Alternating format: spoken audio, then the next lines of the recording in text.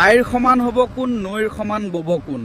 30 এপ্ৰিলত মধ্যপ্ৰদেশৰ নাও দুৰ্ঘটনাৰ এক শোকাবহ হৃদয় বিদাৰক দৃশ্যই পুনৰ প্ৰমাণ কৰিলে এই কথাষাৰি। ঘটনাটো হৈছে মধ্যপ্ৰদেশৰ জবলপুৰৰ নৰ্মদা নদীৰ মাজত এখন জাহাজত। উদ্ধাৰকাৰী দলে মৃত সন্তানক মাকক সাৱটি থকা অৱস্থাত উদ্ধাৰ কৰিছে মাতৃগৰাকীক। নৰ্মদা নদীৰ উত্তাল ঢৌৰ বুকুত জাহাজখনৰ ভিতৰত মৃত্যুক সাৱটি লৈছিল মাতৃয়ে, কিন্তু এৰি দিয়া নাছিল নিজৰ 4 বছৰীয়া সন্তানক। যেতিয়াই নিথৰ দেহটো নদীৰ পাৰলৈ লৈ অনা হয়, তেতিয়া সৃষ্টি হয় এক শোকাকুল পৰিৱেশ। এয়া এক মাতৃত্বৰ মমতাৰ কাহিনী, যে মৃত্যুৰ পাছতো অটুট থাকিল।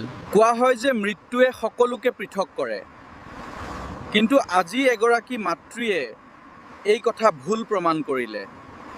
নিজৰ পুত্ৰ সন্তানক বুকুৰ মাজত সাৱটি ধৰি মাতৃ আৰু পুত্ৰই চিৰদিনৰ বাবে এই পৃথিৱীৰ পৰা বিদায় ল'লে।